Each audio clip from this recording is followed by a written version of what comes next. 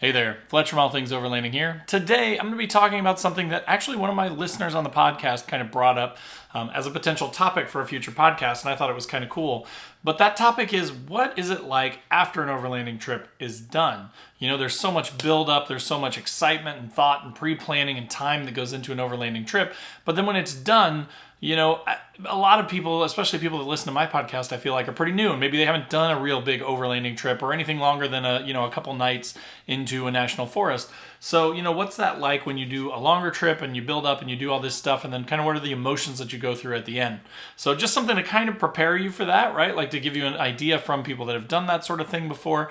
I've not been on any like multi-month cross-border overland trips. So this will be my experience. But, the same sort of feelings apply when you finish up any sort of long distance trip that you planned a lot for. So thank you to Jason, the listener on the podcast. He actually shared his story on Facebook, and I read through the whole thing. It was really fascinating to kind of see, again, those emotions that come through. So again, that's going to be the topic today. I'm going to try and keep it pretty short, but talk a little bit more about, all that build up and then kind of how the trip happens and then what it's like when it's over, to prep you guys. So again, I hope that's helpful for you, and let's get into it.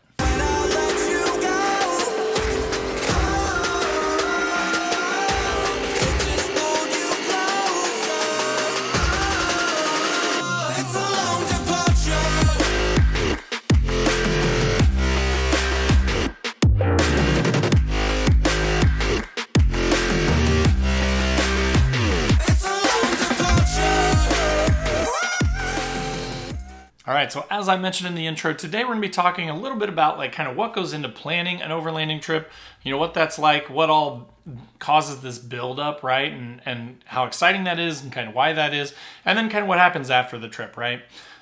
So let's kind of start at the beginning of that, right? Like what goes into planning an overlanding trip? And I'm not talking about the specifics and going step by step of that sort of thing, but just kind of talking about the emotions, right? The feelings, the things that you have to do, and kind of how those can kind of compound and they make it so exciting, right? Like I personally have said this before a million times, but for me, sometimes the planning of the trip and like the building out of the spreadsheets and all the stuff I'm going to take and kind of thinking through the stuff I want to see and the stuff I want to do, that can almost sort of be as exciting as the trip in a lot of ways. Obviously, nothing ever compares to like the beautiful sights you're going to see and maybe the sketchy wheeling that you're going to do or, that kind of thing. But to some degree, it is a lot of fun. Like I can kind of live vicariously through my future plans for weeks leading up to a trip. So I know, like personally right now, I have a trip coming up on July 23rd. It is, as I'm recording this, July 6th. And last night I started my spreadsheet. So, for the next couple, 2-3 weeks, I'm going to be planning for stuff. I'm going to be thinking through my gear. I'm going to be thinking about what I need to pack, what I need to take. What am I going to need for that trip? What are the plans? What are we doing? And that's really, really exciting, right? It's like from an emotional standpoint, again, last night I could have just watched TV, could have played some Xbox, could have done something. But instead, I decided to spend some time. Actually, I put on Alone in the background on Netflix. They've got season 8 right now. But the Alone show that I could kind of keep in the background, and then I started thinking through my setup for this trip in a few weeks. But so again, there's all that excitement. It's so much fun to think through that stuff, and it starts to build the closer you get to that trip. So I build a spreadsheet. I start thinking through that. Again, in this case, I'm actually kind of going on one of those guided overlanding tours with a company called Wannabe Overland. They lead a bunch of different groups through Daniel Boone Backcountry Byway down in Kentucky. They lead a bunch of groups through Hoosier National Forest, so focusing mostly on newbie overlanders. But so again, it's going to be an awesome event where there's going to be a ton of people that maybe haven't even done it before, people that are just starting out where I was 4 or 5 years ago. And I love seeing that stuff because, again, I happened to have some good experiences when I first started, but it was like random, just going with people that I'd never met before and had no idea if they were going to be helpful or if we were going to get along or what. So I'm really excited about this trip for that reason. But so those emotions go into it too, right? Like, who are you going with? Are you going by yourself? Sometimes that can be really exciting or a little scary. If you're going with a group, is it going to be fun? Is everybody going to hit it off? Are they going to, get along? Are they going to have a good time? Or does everybody have the same sense of humor as you? Can you be funny and raunchy? Like how is this trip going to go, right? But again, all that prep, it all builds up. So you're thinking through your gear, you're thinking about where you're going to go, you're thinking about what you're going to see, who you're going to hang out with, all that stuff as that starts to build up. Then as time goes on, In my case right now, specific example, I have my bed rack off my truck. I have my rooftop tent off my truck. I have my awning off my truck. I have a lot of stuff taken off my truck.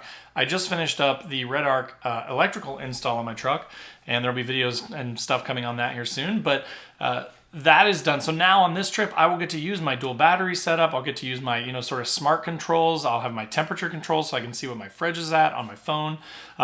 If I'm lucky enough to get my new rack by this trip, I'm going to try my best to get that installed, put the rooftop tent up there, get that all wired up. So there's a ton of stuff that I have to do. So not only do you have to plan from like a food standpoint, from a gear standpoint, not only are you getting excited and thinking about who you're going to go with, but then there's also generally maintenance stuff you have to do to your vehicle. There's modification stuff that you may want to do.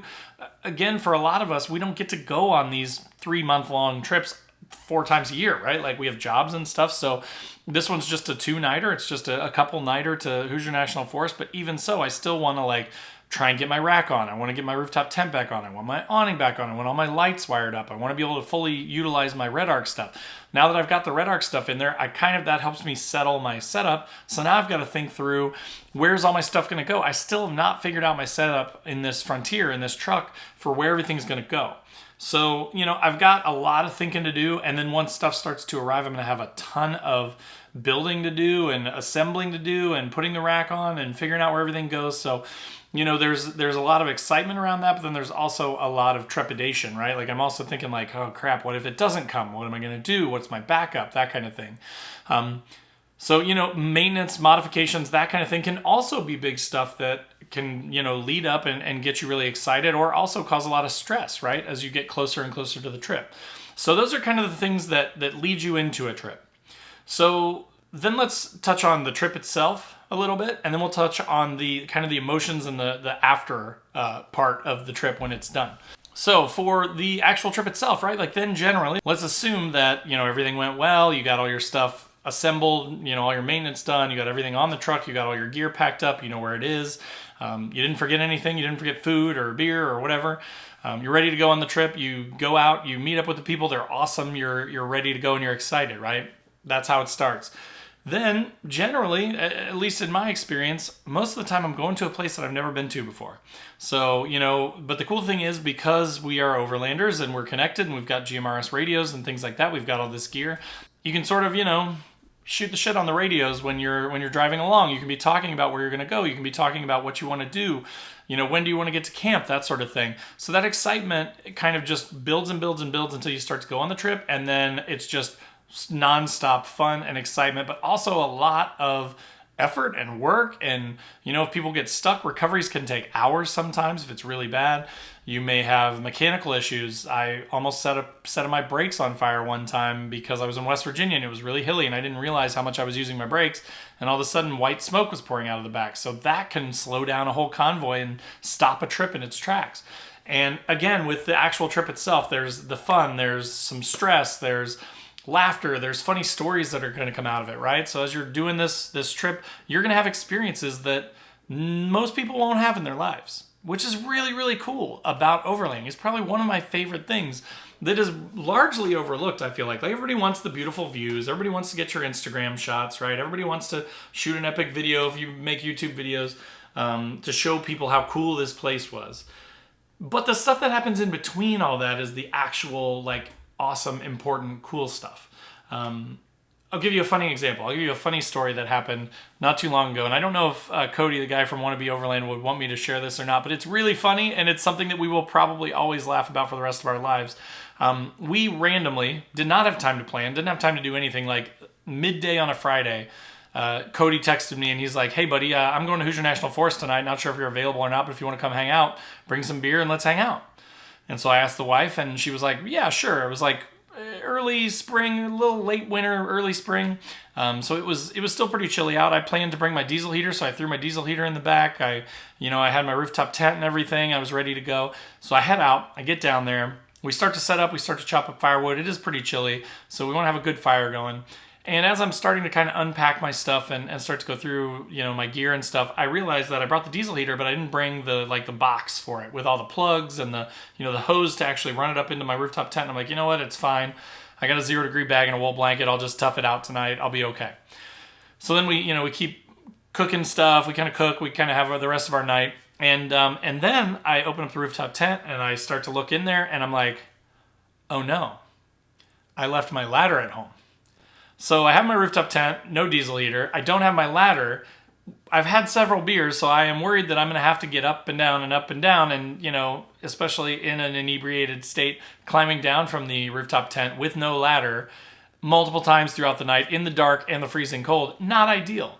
So I'm like, hey, buddy, Cody uses a Gazelle tent. I'm like, what if I grab my mat, my 4-inch mattress pad from my rooftop tent and throw it in your tent? Because you've got a diesel heater too, and that way I'll be warm. And you can share the side of my nice comfy mattress and I can share your diesel heater. And he's like, of course, he doesn't want me to die. So he's like, sure, right? And I snored the whole night through and he was like, dude, you kept me up all night. You snored all night. We had to share a tent. It was super awkward, right? Like, I'm like, sorry. But again, without doing these things, without making these friends, without going on these trips, that was due to me not being prepared. When you're prepared, other stuff happens, right? There's always something that you can't foresee that's going to happen. But again, that story is something that I'm going to remember forever. And I think it's hilarious. And I feel bad for him that I kept him up all night. And he probably would have slept like a baby if I had remembered my stuff. But because I forgot my stuff, he didn't get to sleep. So anyways, apologies, Cody. Sorry about that. But, that's the kind of stuff that happens on a trip, right? The mechanical breakdowns, the recoveries, the funny stories, the jokes that are told, the friendships that are made, the connections that are sort of concreted through that shared experience are really awesome. So then finally, let's kind of wrap this up with the after the trip. Like what happens after the trip, right? What are the emotions that go through your head? Again, I'm going to try and tie this because the Jason guy that kind of had the idea for this, he had gone on like a really long trip, like a week or two long trip. So I'm going to try and tie this to some of my longer ones. Like my West Virginia trip was like a 4-day, 4-night trip. It was amazing, beautiful scenery. Again, I'd never been in any of those places before, never seen any of those locations before. Learned a lot about my truck, saw a lot of cool things, made good friends with guys that I went with. It was just overall a great time and a great learning experience, honestly, for me, because it was one of the earlier trips that I took when the Xterra was still mostly stock. I didn't have a roof rack or rooftop tent or any of that sort of bougie gear at that point. I was just tent camping. But, we went for 4 days, we saw these amazing sights, and then you have to drive 10 hours home, right? So my trips typically are like long hitting the trails kind of trips, like from 7-8 o'clock in the morning until like 5-6-7 o'clock at night, sometimes later, because we always want to try and hit as many trails as possible.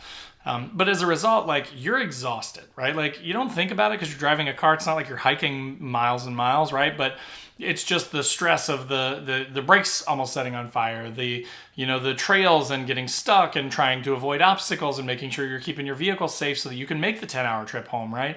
All that stuff sort of piles up and you do it day after day after day. And you don't know where you're going, so there's that little bit of stress too. So then on the way home, it's a 10-hour drive. Well, one, you're exhausted, you're tired, you got to stay awake, right? It's a dangerous situation sometimes. So sometimes you have to deal with that a little bit. There's the mental game of like staying awake, staying interested, but then all that stuff starts running through your mind too.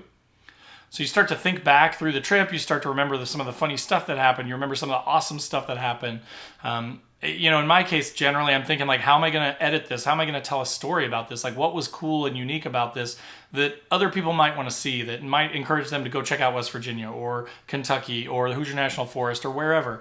But so all those thoughts are kind of going through your head, but at the same time, you're crashing, right? Like, you're getting tired, you're exhausted, you're drinking energy drinks to make sure that you stay awake so you can get home, or coffee or whatever. And you're just sort of slowly crashing. And then when I get home, I know a lot of the times I'm usually exhausted.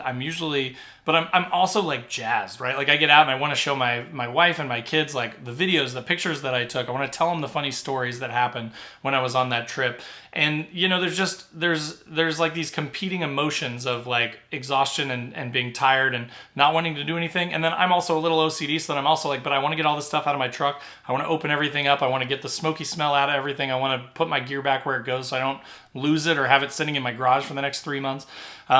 But so there's just a lot of like mixed emotions at the end. But overall, what I want to kind of end this with is that it's all really good, right? Like, even though it's exhausting, even though once it's over, you're really sad kind of, because it's like, again, that West Virginia trip that I'm still talking about was like 3 years ago.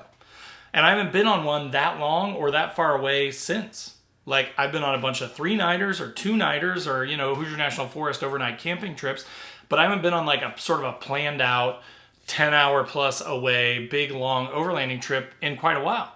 So, there is some sadness there, but there are also those memories, and they really stick with you. So while it is a little sad and while it is a little exhausting, and while you may come back and have broken stuff or have to do repairs or have to, get new gear, or you realize you have holes in your setup, overall, I think the emotions are totally awesome, and you come out of it with a lot of excitement and a lot of desire to do it again, right? Do better next time.